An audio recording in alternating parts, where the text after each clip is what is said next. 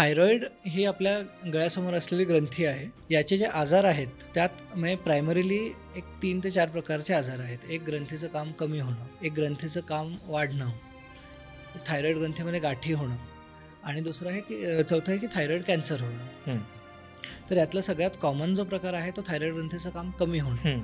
आता हे म्हणजे सगळ्याच वयोगटांमध्ये होऊ शकतं, लहान मुलांपासून ते म्हाताऱ्यांपर्यंत आणि कोणत्याही जेंडरमध्ये होऊ शकतं. आणि कोणत्याही जेंडरमध्ये, जरी बायकांमध्ये जास्त कॉमन असलं तरी पुरुषांमध्ये सुद्धा होऊ शकतं. ओके. तर याच्यामध्ये जे काही आपण ॲडल्ट्समध्ये पाहतो किंवा म्हणजे बायका असतील पुरुष असतील तर याच्यामध्ये 90% जास्त हे ऑटोइम्युन कारणामुळे होतं. ऑटोइम्युन कारण म्हणजे काय की तुमची रोगप्रतिकार शक्ती जी आहे तीच थायरॉइड ग्रंथी विरुद्ध काम करून थायरॉइड ग्रंथीला नष्ट करायला सुरू करते. ओके. त्यामुळे आणि ही प्रोग्रेसिव्ह प्रोसेस असते, म्हणजे एकदा ते सुरू झालं किंवा थायरॉइड ग्रंथीचं काम पुढे हळूहळू करून ते कमीच होत जातं. त्यामुळे ग्रंथीचं काम कमी झालं तर त्यातून बनणारा हॉर्मोन सुद्धा कमी होतो आणि बनणारा हॉर्मोन कमी झाला तर तो मग आपल्याला सतत रिप्लेस करत राहायला लागतो. लहान मुलांमध्ये वगैरे थायरॉइड ग्रंथीचं काम कमी होण्यासाठी कारणं वेगळी असतात. त्याच्यामध्ये काय की ग्रंथीच्या स्ट्रक्चरमध्ये म्हणजे बनण्यामध्ये दोष आहे किंवा त्याच्यात हॉर्मोन बनण्याच्या प्रक्रियेत दोष आहे. म्हणजे थोडक्यात काय की एक तर फॅक्टरी नीट बनलेलीच नाहीये किंवा फॅक्टरी बनली आहे पण त्यात काही कामच होत नाही.